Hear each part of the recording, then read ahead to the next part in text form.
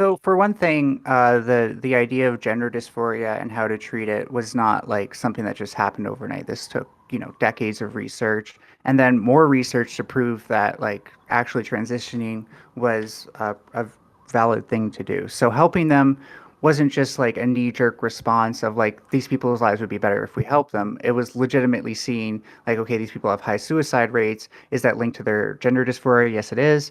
Can we solve these high suicide rates in their gender dysphoria by helping them transition? Yes, we can. This the way that this is being framed is almost like to me a sense of entitlement.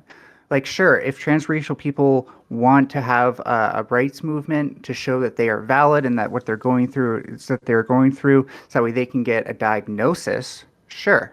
But even if they get the diagnosis, I don't think that necessarily having the treatments being done will lead to them feeling better.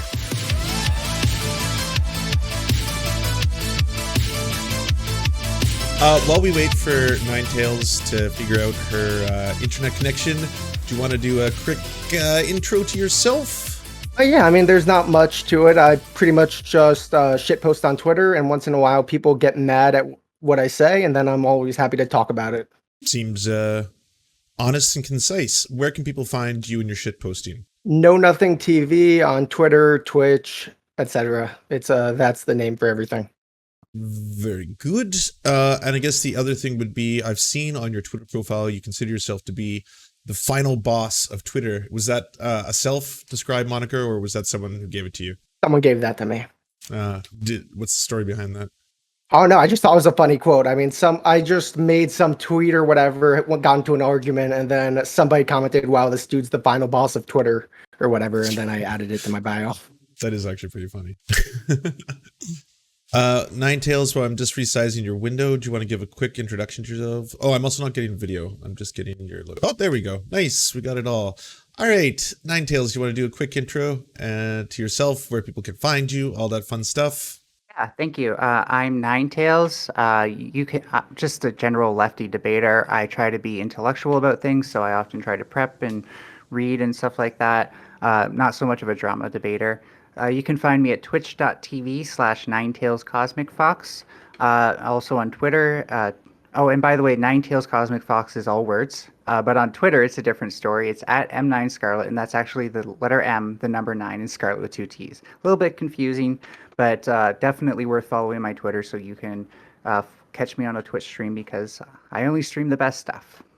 And do y'all want to give just a quick introduction to what you'll be debating today and what you'll be taking in terms of the affirmative and the negative in terms of this position? Right. Good idea. We are debating whether or not society should accept transracial people, and I will be taking the negative side. I see that KnowNothing's looking like, was that the discussion topic we chose? And it will have to be more about society than people in general. But yeah, I'm taking the negatory because I don't think race can be handled that way. All right. So you all agreed on 3-minute introductions to your arguments. Since you're taking the negative in this position, I believe traditionally you would be the first to go, Ninetails. So do you want to start us? And I will start 3 minutes on the clock right now. Well, yeah, thank you, Lance, for moderating, and thank you to KnowNothing for having this debate with me. My opponent has asked for a rather open-ended topic, so I am going to make an open-ended intro. We're here today because of a simple tweet by our good friend Lance. It's simple in syntax, but not in meaning. Lance had the gall to say that transracialism is like cultural appropriation on nightmare mode. Now, luckily, Lance doesn't have to defend those statements because this isn't the topic, but what I do find interesting is KnowNothing's response, that it's either transphobic or racist. I was swept away. I had never seen someone firsthand try to conflate the fact of gender with the idea of race. For those who don't realize, these things do not compare cleanly to each other, both as psychological identities or social constructs. On the other hand, is the suspicion of racism. But I'd argue that the people appropriating a culture, confusing it with race, and then trying to change their physical characteristics to that race are the truly potential racists. Not in a self-aware way, but rather in that they're effectively essentializing what that race is. Given that these cultural differences are not inherent to the biological facts about race, and the idea of biological realities of race are tenuous at best, there is no basis for society to do other than ignore these people. To do anything other than ignore these people. We're not talking about white people who dress like they're black. We're talking about people who want to be recognized as something that has never been treated this way. My position is that it's ahistorical, counterfactual, and selfish to expect communities to accept a person as their own simply because they feel like that race. Most importantly, race is becoming obsolete for all but those who are studying relevant fields where these distinctions actually kind of matter. So if we consider race to be what society accepts, then we can make a good case for racial groups to not accept essentialized caricatures into it, especially from a social justice and legal framework. From the perspective of what we do allow, there are simply no other cases that we can use without complicating things further. And finally, while race will certainly, while while race will certainly have significance in history and the culture of these groups, the actual impact of one's race loses its merits the more the roles become obsolete. If we try to compare this to gender, we see it hardly scales at all. Gender roles will always exist even if the expectations wane away, but ultimately it should be obvious that society really can't do much for transracial people anyhow, and recognizing them officially and giving them the same rights as colored people only jeopardizes what colored communities have fought so hard to obtain. That's not to say transracial people don't experience components of that race, but it's a severe logical leap to bring it to meaning someone is now a part of that race. And that's my introduction. That was good. Yeah. So yeah, as Ninetails mentioned, this started with the Lance tweet. Yeah, sorry. I Just one quick introduction. I don't worry. I'll start the clock as soon as you start talking. Do you want 10 seconds warnings before before your times are up? Well, I guess there won't be any more times from this. Okay, I apologize. Anyways, KnowNothing. Take it away. Sorry. Yeah, sure. So yeah, from my perspective, race is a social construct that has historically just been used to marginalize, otherize, stereotype other people based on this so-called race that we're putting them in the box of. And we long term we want to abolish race as a concept that's significant for identifying people. But as it stands, we're still in a society where many societies treat race as a very important component of their culture. And what's factual is like there are plenty of examples of people who just feel like they very much identify with the culture. And to better fit in, they just present themselves as a different race than they would be normally put in the box of. And I don't really get what harm necessarily is going to be coming from just saying that, yeah, in general, we should accept people as what they want to present as, considering race isn't like an essentialized thing. It is a social construct that we want to abolish anyways. If it's going to make someone's life easier to present as a different race than they are, and they're able to pass as that race, and of course that's to be genuine, then I don't see why we shouldn't want to accept them. Okay. So I'm just gonna basically leave it open floor for about an hour. Y'all can go back and forth. I mean, you both seem incredibly good faith and friendly, so I don't think you'll need much in terms of me. But if you start just yelling past each other to the point that people can't hear, just please maybe just take a second to listen to me. If I'm like, hey, let's just reset, and I'll just make sure everyone has a chance to speak and get their ideas out there. And also, please let me know if you feel like you haven't had the opportunity to get something out on the record that perhaps you were like, I really wish you would have let me, exemplify this point, then yes, I'll let you say that as well. Okay. And yeah, just take it away, both of you. So yeah, your explanation didn't really explain to me why people actually need to look like that race to be accepted as a part of it. Like, we actually do accept people who kind of act like a different race, and then, we just don't make demands of them to look like that race. They might get fun of by certain people, but like, they do have the ability to take part in that culture. Why do they have to take it to an extreme logical leap where they're taking part in characteristics that you don't even agree or should be components of race? Well, I think the problem is that many societies do take race very seriously, where to truly like fit in with a certain group, if you don't pass as looking at like them, you're always going to be seen and treated as an outsider, and nobody wants to be treated as an outsider and what they feel like is their own like community. Like the most recent example of the news was Ollie London, who he really fell in love with South Korean culture, and if he wants to live in South Korea and be treated like a South Korean there, where it's like one of the most homogeneous countries, it would be much more difficult to him if he couldn't pass. So he did decide to do several surgeries, and now he can pass as a South Korean. If he goes to South Korea, most people will just be able to treat him as an ordinary South Korean, and I don't really see the problem with that.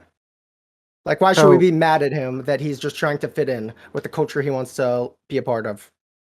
so passing, according to you, in South Korea is fundamentally important to be accepted as part of that culture. There's no possibility for a melting pot culture there.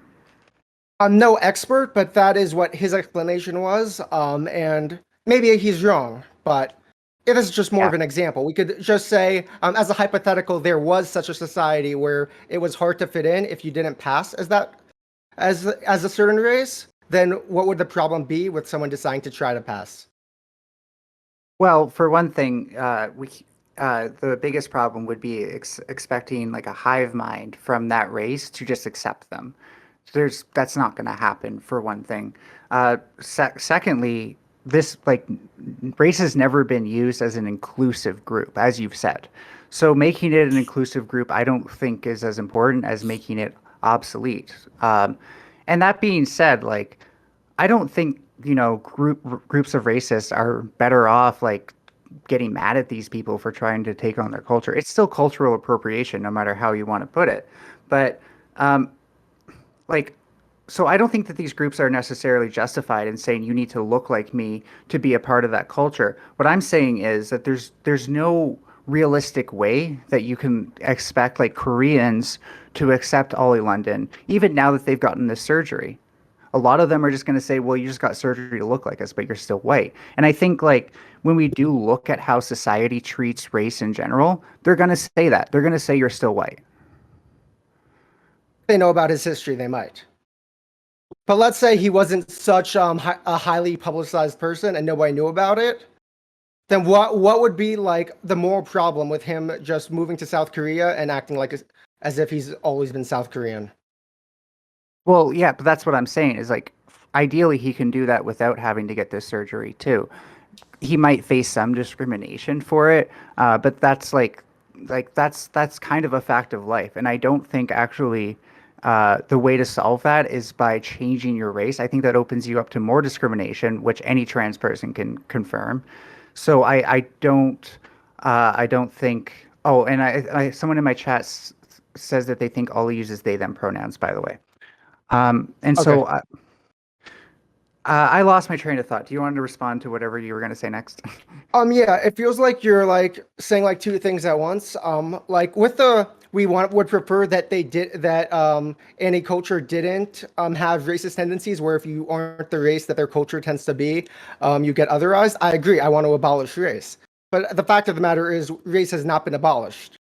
So as it's not while it's not abolished, I don't see why we shouldn't be wanting to be accepting of people who try being more malleable with the way they present. You get what Well, I'm saying there? yeah, just to be extra clear, I don't think these people should be targeted or harassed or anything like that. So as far as accepting them goes, they definitely don't deserve any hate or anything like that. But the reason, communities have plenty of reasons to not accept someone who isn't a part of their race into the community. One of the things is that, like, we look at reparations and stuff like that. We don't want to suddenly make that. A non-excludable thing. We need that to be excludable for the meaning and value of those reparations to matter. Otherwise, it's just a club that gets money for being a part of the club. So from a social justice perspective, it's actually super important that we kind of delineate these things in ways that are succinct instead of muddying the waters and then being like, well, now who gets reparations? It's hard to tell because anyone can be black. Yeah, okay, I see that point with reparations, and I don't think I'd like want to be like make a strong argument that someone who transitions to presenting as black, like a Rachel Dolezal, should be given reparations. I don't think I'd make that strong of a claim. I would more just say that we should be fine with her as a person, and I don't think she did anything necessarily wrong by presenting as black and trying to be what she felt like she was. First of all, she lied about who her family actually was. So the lying part was definitely wrong, even if like what she was lying about isn't wrong. Um, s- and I agree that like we shouldn't think less of these people for being this way. I'm not going to say that they're not having like what they perceive to be the experience of another race and that they genuinely believe this. But I will say that like as far as society like acknowledging that yes, you're this other race, I think that's ridiculous. Race has never been treated that way. Um, because and that's the problem is that like when it comes to the fact that these are already arbitrary boxes that we forcefully put people into for the sake of hegemony, it doesn't make sense to like further this more by complicating what it means. We should be like moving away from how would I put it, substantiating these roles in society. Yeah, as I said, I'll say again, I agree we should mostly be moving away from substantiating these roles. But what I'm saying is, I don't think there's many transracial people, and I don't think there ever will be because I don't think race dysphoria is a biological thing that really ever exists as far as we know, while gender dysphoria does. All I'm saying is that insofar as they do exist and people want to get like into the in group of a culture that is of a certain race, I don't see the problem with that as long as race is a concept that we haven't abolished yet. So, uh, sorry, yeah, my chat distracted me. Um, the thing is that like there's really no middle ground here. We're either going to preserve race and make these things like codified aspects of social reality, or we're going to abolish it. I think what you're doing is taking like a middle ground stance, sort of that keeps race where it is, where that's not actually the way to solve like race relations at all. To me, like solving these like so like how would I explain this? Like if we can't even justify the foundations of race, then them calling themselves that race is even further unjustified. Yeah, as I said, I agree with all that. Like, I feel like we're talking in circles at this point. Like, I think you're overemphasizing maybe the significance of what transracial people would do to be against the cause of racial abolition. Because, as I said, they're so few and far in between that they really won't have any society-wide effect accepting them. Like, I don't really think there's a good argument that having a few people who want to fit in with a specific Well, culture that has a certain race is hurting the cause at all. Well, first of all, accepting someone doesn't just happen for like on an individual scale. Um, it happens to an individual, but it's a social scale thing. So saying like, oh, it's just really easy, just accept them. It's not because there, first of all, there's going to be variation within communities. So let's say it's a black community, a black community's opinion of Rachel Dolezal, then you're going to have even mixed opinions within that. And if you're going to create like what would I say, like social not doctrine, uh, social expectations that say you have to accept these people as the race they are, otherwise you're a racist. We need like a solid foundation of race and an even more solid foundation for why they feel like that race. And there's nothing in the literature that even like comes close to identifying this. I'm trying to find a way where we like can like hit the same point because I feel like we're almost having different discussions in one level. Like, Well, I'm okay, not so saying okay, go.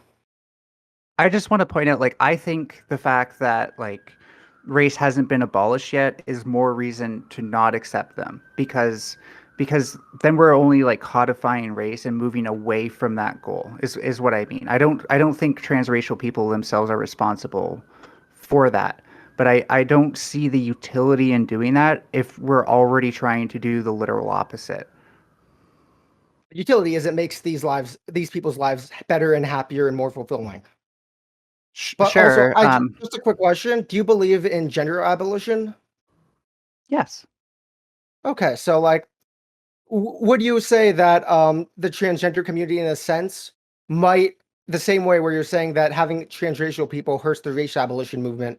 Is there any way where transgender people might hurt the gender abolition movement? But in both cases, we would want to accept those people because it's obviously making their lives a lot better and happier, and it's not like a serious hinderment to the cause. So for one thing, the idea of gender dysphoria and how to treat it was not like something that just happened overnight. This took, decades of research and then more research to prove that like actually transitioning was a valid thing to do. So helping them wasn't just like a knee-jerk response of like these people's lives would be better if we help them. It was legitimately seeing like, okay, these people have high suicide rates. Is that linked to their gender dysphoria? Yes, it is. Can we solve these high suicide rates in their gender dysphoria by helping them transition? Yes, we can.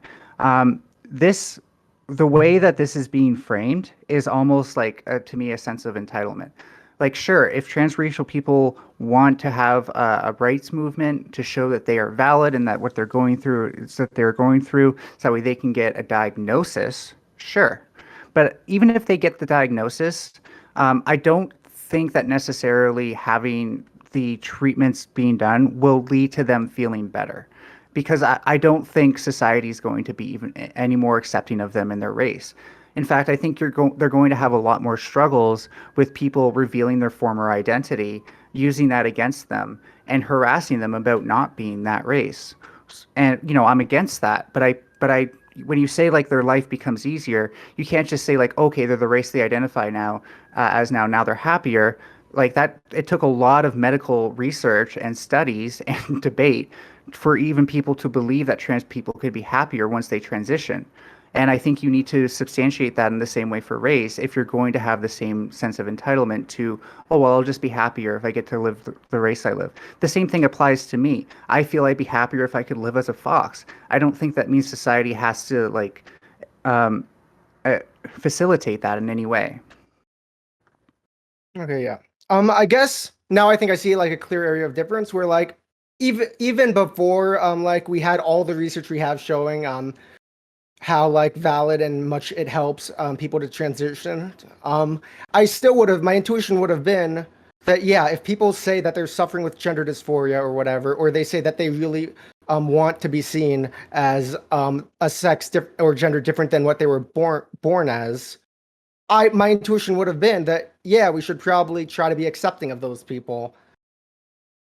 Well, that's you. Oh, okay. And I'm like, saying that's what I'm saying. That might just be a fundamental difference between us.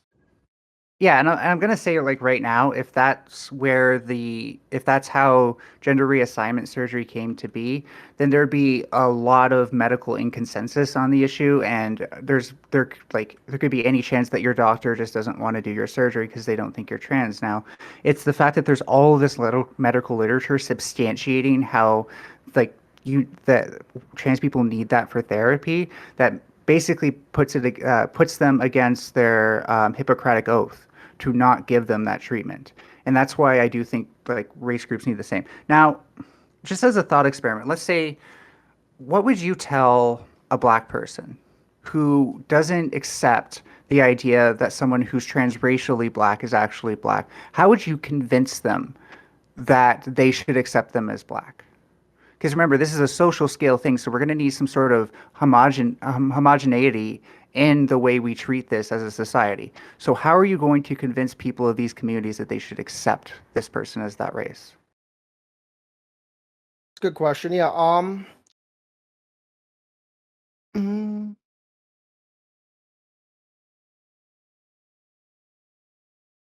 yeah. I guess that is a very difficult discussion to have, which is why my preference was always just to present as you've always been a black white person, or you've always been a black person, and you pass as such. And there's no question about like, oh, you used to be something else. You're just seen as this is what I've always been. This is my racial or cultural identity. But in the case where people are uncomfortable with the idea of saying like, oh no, this isn't a real black person, let's say, I don't think I honestly would have much to say to them. Like, I don't think I'd even want to argue with them because that like feels Yeah. like a conversation that isn't in my place to have. And a lot of transracial people say like I feel this way because I pass as this way and everyone treats me that way. So we don't really need like what they're trying to do is accelerate that, or I should say escalate that, so that way there is no doubt in people. So like Rachel Dolezal, for example. So if they're having this experience and it's because they pass, they don't really need more procedures to make them pass more. I think I honestly think that like given the low frequency, the fact that there doesn't seem to be an epidemic of transracial people committing suicide, that therapy might be a considerable option for these people if they're trying to feel less distressed about this.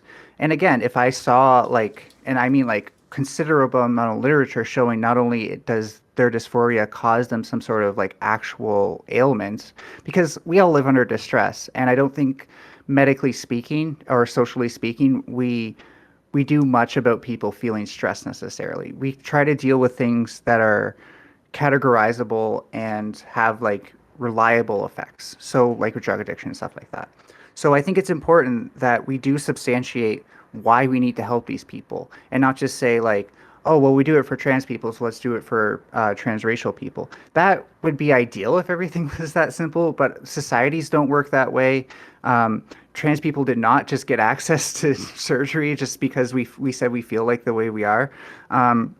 So instead of doing all that, I'd rather see us get rid of of any lingering significance and prejudice against race in society. Feel like we have a much better chance of doing that than trying to facilitate a handful of people who honestly kind of describe an experience that doesn't need treatment anyways. Yeah, I mean, I pretty much agree with you, honestly. Like, yeah, obviously the more important goal is abolishing it as a concept.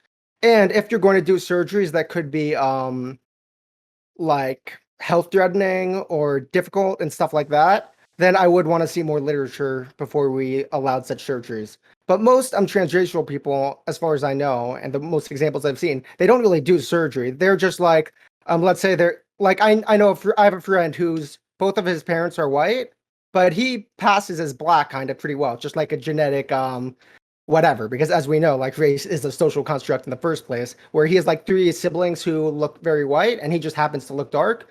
And he presents as white and everything. Like if someone asks him, he's white, but he could easily like decide if he felt so that he wanted to be presenting as black. And I think most black people would accept him. And I No, think no, like I think they would accept them up until they found out about their family history, and then no, I you'd have agree with that. I agree with that. They wouldn't. I don't think most black people would accept him once they found out that both his parents were white or whatever. I'm saying that like he'd be able to be seen as black if they didn't know that. And Sure. a case where such a person would actually like feel the need to want to be accepted in the black communities. Let's say he was adopted by a black family, all his siblings were black, and his community was black, where he's just been around black people his whole life, and he sees that as part of who he is. And he had two white parents, let's say, but he just happens to be black passing. Mhm. I don't think it's the worst thing for him to say that, you know what, I'm going to continue to present as black because that's the community I grew up in. My parents are black, my siblings are black, and who cares that my um, biological parents weren't? Nobody knows that anyways. Well, yeah, but that's the problem is that like based on first of all based on how we have used race, just having black parents and stuff like that has never been sufficient criteria. Second of all, you could say that they had maybe the ethnic experience of being black but not the like physical experience of being black. And of course, like to say how different these experiences are is incredibly subjective. But like I have a question for you is like how many ways can you think of that society would have to change to accept transracial people? And like the way I go about this is I think about how many ways society even deals with race to begin with, and there actually aren't that much. Like often we're talking about systemic factors that play themselves out like either economically or ethically or stuff like that. But like in your day-to-day interactions with people, aside from conversation, we're going to leave out conversation. How often does your race actually come up? Almost never for me. And like I'm white, so maybe it's far more common for black Mhm. people, and I don't want to leave out that possibility. But it seems to me like society doesn't actually deal in race as often as like people do. Like when we interact with somebody, our interactions with them might have to do with race, even if it's subconscious. But I don't think that there's a lot of social norms that actually embody race or that should. I don't know. As a white person, I'm not sure if I could like accept that. I think, at least from all of what I've heard, like for Black people, less now than let's say in the 1960s or 1950s, 1940s, etc. But it historically just has been a huge part of their life because they're treated as less than because of it. They're at fear of the cops because of it, etc., etc. I feel like it actually is a big part of it for certain people. Okay, but like again, I'm talking about like actual social norms. So, um, I guess this is too vague of a thing for me to really ask, so I'll just drop it after this. But the point is that like even if like we did do all this like accepting and stuff like that, the actual mass impact that it would have on this person's life is minimal. They might not even notice that society has accepted them versus not accepting them, and they're still going to face I guess we can call it bigotry. They're still going to face prejudice on both accounts: prejudice from the people who they want to accept them as not being good enough, and prejudice from the people who still see them as being their original race. So I don't see how this could possibly be a solution when like a lot of these problems that you're talking about only exacerbate when you out yourself as your identity. And I I don't know. I think if they're like their whole thing is not that they feel personally they should be a different race, but that they're being treated differently and that's causing them distress, then they're just going to be treated even more differently and have more distress if society if we try to like get society to be something it's essentially not. Yeah, fair enough. And like that was a hard decision even for me as a trans woman, right? Is like I am going to get harassed more. I'm going to face misogyny I never had to deal with, but now but like am I going to be happier? I didn't know. I just kind of like dove in under the assumption that what everyone was telling me was right, and it was right. Um, so when I hear that these people just want to do this, I wonder like where is the doubt? Where is their concern with how they're going to be treated afterwards? I think I think it's a cosmetic sense of entitlement, to be honest, and that's about it. Do you elaborate that a sense of entitlement? Oh yeah, they Like, see I feel like you a part of that is like we've been talking a lot of about white people trying to pass as like Black or Asian or whatever. But Oh, like, I let's wasn't say it's trying to be specific. I'm saying like, what do you call like someone who's, let's say, father was Black, mother was white, let's say, got adopted as a baby by a white family, and biracial in such a sense that like it could have gone either way. Like whatever he decided to present as, that's what society would think of him as. Like, is it a sense of Sure. entitlement that he decides to present as Black despite, I mean, decides to present as white despite being like half Black? Like, I wouldn't call Well, it it's entitlement. certainly It's not as just black a and family that's raising him. yeah, and it's certainly not as black and white when you bring up this thought experiment. I will say, like, it depends on how you want to view race, and that's the other thing is like race in itself is an subjective opinion. If we look at it the purely biological way, no, they're just mixed race, and there's no other reality to it. Anthropologically speaking, if they always get accepted as race as white, and then they see, like, what does that even look like? So do they just not tell people that they had like mixed racial biological parents, or do they not know? There's a lot of things in this that like I just can't work out right away because like even if they were to like live as a white person, like what does that mean to other people around them? Everyone just thinks that they're white. Um, so like this already happens. So what does accepting them mean if we're already kind of doing what you're describing? Yeah, honestly, I'm starting to change my mind on this. Yeah, before the debate, I was thinking a lot about like in the 1800s, let's say an Irish person who wasn't seen as white necessarily trying to become white in a sense over time and stuff like that. But I feel like you are made a good point that race is becoming less and less of a focal point of how social interactions in the day-to-day go for people. And that's a good thing. We want race and race to slowly go away as a way to categorize people. And yeah, honestly starting to doubt whether there's any real purpose in like having someone transition to another race instead of just adopting parts of that culture they like and still being whatever your race that you're viewed at is. I think I'm kind of changing my mind around to your view right now. I'm glad to hear. This is awkward for me because I don't know what to say now. Yeah. Well, that's gonna be the friendliest way a debate is ever concluded. It's like, well, I agree. No, but thank you for being so good faith on this and being willing to admit that. Yeah, I try my best to just say what I'm thinking, which can lead to problems when I have dumb thoughts. But if you tell me my thoughts dumb, I'm going to change my mind if you convince me. So this, I'm going to be totally honest here. This is one of the most good faith discussions I think I've seen or witnessed in this otherwise horrifying Twitchosphere, where everyone's just like, I hate you, you're a Nazi, you're this, and this one's just like, let's have a reasonable conversation, and I have been swayed. I'm glad, and I like having moderators just because I can't predict how things are going to go, but it's always nicer when the moderator isn't interrupting all the time and being like, no, you have to let this person speak, and then the other person's mad, and then both sides eventually get mad. I didn't have to do anything. What do you I think I've been silent for the last hour. Yeah. It wasn't even an hour. We didn't even use up all our time. No, that was 30 minutes. Well, okay. How about this then? Since both of you have been, again, so incredibly good faith in this, do you have questions for the other person? Do you want to answer questions from the chat? Sure. Questions from the chat sounds fun. I don't have anything for KnowNothing unless they have something for me. I know. I think I pretty much, at least I think I see your perspective now. So. But I'm happy to answer questions from chat. Yeah, I mean that's a very fair way of putting it.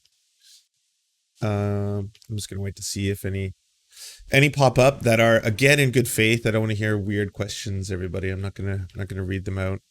If you want to ask their opinions on soup, which I know all of you are waiting to do. I don't know if y'all have been seeing this. I don't know. I'm such a boomer. It's like a meme going around the internet these days. Everyone's always talking about soup. I missed that one. Yeah, me too. How did both of you prepare for this debate? You can go first with these sort of open-ended things. Yeah, I thought about it a bit. I knew Joe Lewis. Shout out to him. He's another streamer on Twitch. That he has talked about it in the past. So I just messaged him asking him if he had any thoughts, any sources, etc. And he was very kind to send me some sources, which I read over, and that was pretty much my preparation. Okay. Yeah. So I usually start with something very, very basic like Crash Course when I know that they cover these sort of topics, and then I usually watch a couple YouTube videos, find whatever sources they link to, and then go from there. And when I say YouTube videos, I mean like lefty people that I already follow. But once I get into the papers and start like going through references and stuff like that, it's all just reading academic articles. And I actually do text to speech. So like I'm usually like doing chores while I listen to whatever's going on, because if I actually put as much time into prep, like, but it spent all that time staring at a screen, I'd get nothing done. Next question. What makes, and this one is open-ended as well, what makes non-binary valid but transracial not? I can answer this first if you want. I don't think that's open-ended though. So yeah, like first of all, they're disanalogous. People generally don't feel actually that much like their race. It's a very rare phenomenon for someone to describe how it feels like their race. And secondly, like we have yet to actually even meet anybody who feels like they're mixed race when they're not. So it's hard to even find like a comparison to non-binaryism when there is none. As far as like expectations of races goes, nobody really like thinks less of somebody for not conforming to their race. If anything, like when maybe it's like when a white person's acting black, we think less of them, but that's stupid and racist because we certainly don't think less of black people for acting white. If anything, there's been movies making fun of like how you get a better career when you do that. Whereas with non-binary people, it's totally rational to assume like we have these two boxes that we expect them to be in, and they aren't in either of those things. So I think when you examine binary gender as like a social construct with expectations, the difference between being non-binary and transracial makes a lot more sense. Oh, and by the way, I have sent my chat out for questions, and they've come back with some questions. Okay. Did you want to answer that one as well? No, nothing, or do you want me to just move on to the No, next one? I thought that was a good answer. Okay. Do either of you know what white privilege is, and do you acknowledge it? Yes, I acknowledge I have white privilege. And Nine? no, I'm not going to add to that. Ninetails? I'm tempted to try to define it just to just like flex a bit, but like yeah, I know what it is, and I identify that it's real. And do you acknowledge that you experience it? Oh yeah, for sure. Okay. Did you want to use the questions from your chat then? So yeah, Mizumi 2 asks, with people like Ollie London, do you think that their transracial identity has anything to do with their very clear obsession with BTS that they can cite in interviews, etc.? And I think that's for KnowNothing. Yeah. Yeah, probably. I'm not any expert on their situation on London's, but I know they have talked about their love of BTS. So I'm sure their love of BTS, which is part of South Korea's culture, has contributed to them falling in love with South Korean culture. Yeah, and that's all the questions I have. So maybe yay me, I won. Yeah, good job. Sorry to those transracial activists out there if I didn't put up a good enough performance, but Oh yeah, and yeah, if there is anybody who feels like they're knowledgeable on this subject and that this wasn't covered enough, DM me. I'd love to debate you on it. I'm willing to accept that there might be ways about this that I'm wrong too. This is not something that is very easy. So yeah, if this is something you're interested in and you tend to research or not research but follow, then my DMs are open for people like that. yeah, and I also just want to make sure it's clear that I don't want the audience to think that like this means that transracial identities are necessarily not valid, just because some dumb person on Twitter got convinced otherwise. Like, I think the arguments were very good, and I'm convinced on that side. But like, I would say like if there's a topic that interests you, just read more academic sources into it, and don't trust me being convinced to one side to convince yourself. No, thank you for pointing that out. It's one of the biggest fallacies of the Twitch debate sphere. Yeah, no, that's very true. All right. Well, I thank you very much, both of you, for agreeing Yep. to this, participating in it, Thanks coming for in hosting. in extremely good faith. I did not have to do anything. You didn't talk past each other. It was incredibly civil. Do you both want to shout yourselves out, give promos, all that fun stuff? Sure. You can go first. No, nothing. Yeah, I'm just Know Nothing TV. I mostly just post in my free time on Twitter, and sometimes I debate or stream on Twitch. So yeah, check me out. And I'm Ninetails Cosmicfox with the confusing social handles. So my Twitch is twitch.tv/Ninetails Cosmicfox. That's all spelt out in words. Whereas my Twitter is at M9Scarlet. So that's the letter M, the number 9, and Scarlet with 2 T's. I actually want to give a big shout out to Lance because you gave me like the biggest boost to my followers since like I think I was on your charity stream. And I was like stuck at 380 for like months, and now like I've broken 400. So thank you so much. I really needed like that extra boost to get out of whatever funk Twitter was keeping me in. Cool. Well, that's awesome. Oh, and I still have the shirt from when I first became a patron. I love it. It's a bit big Oh, on me, but nice. that's about it. Oh, that's cute too. All right, y'all. Thank you so much. Yeah. Everybody go follow both of them. and thank you both for being super good faith. That was really great talk. Thank you, Lance, for moderating, more hosting that. But yeah, thanks for watching, everybody. Yeah, Bye. Thanks. Great guy. Well, that was surprisingly productive in something that I thought was going to be overwhelmingly controversial, which it is. It's incredibly controversial, but like I'm glad it was so chill.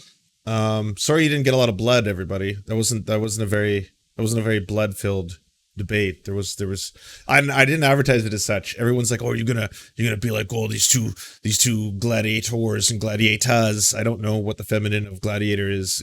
Gladiate? Madame Gladiator? I'm not entirely sure. But either way, I assumed that that was going to be happen. That was going to go down that way. But yeah, that was very respectful. You know, very respectful. It was very chill.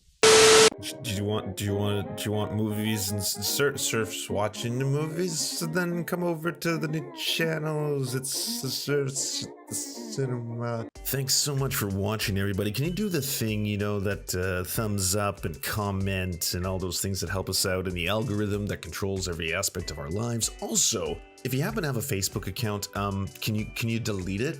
Like just delete it. You should probably delete your Facebook account because it's not a great company. But hey, if you can't do that for whatever reason, I understand. And could you also go to facebook.com/thesurftimes then and give us a little like and a follow. We're just trying to push back against the fact that people like Ben Shapiro happen to dominate the platform entirely. And when everyone asks why do older generations believe the things they believe, one of the problems is the majority of them on social media use Facebook. So to counter that, we're just going to be on there too now. Also, if you happen to have a union or a worker co-op or even a leftist project, podcast, website, Zoom, MySpace, it doesn't matter. We will advertise it for free on this channel. All you got to do is go to weareserfs.com and use the forms that we got there, weareserfs.com.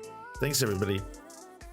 To our wonderful gods, Xander Corvus, VK Jehannam, T. Grow, and Peyton L. Just, may you smite all of our enemies.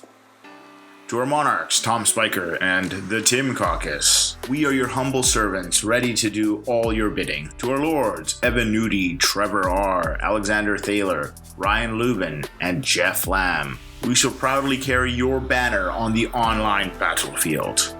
To our Knights of the Round Table, Val 9000, Jenna Tal, Dark Puppy, Quiet 185, Anna Loves Riley, Omni, Riley and Anna, Poodlehawk, Multimondi, Trevor Janis, Lemmy 101, Anthropophojack, Saren 42, Chronic the Hemphog, Phone Jenny, Radical Maniac, Ramon Acosta, Jimmy Big Nuts, Violent Orchard, Sophie Baby, Political Puppy, Andreas Chiringuito, Zach Christensen, Yopi, Josh Mickelson, Todd Buckingham, and Todd Lajeunesse.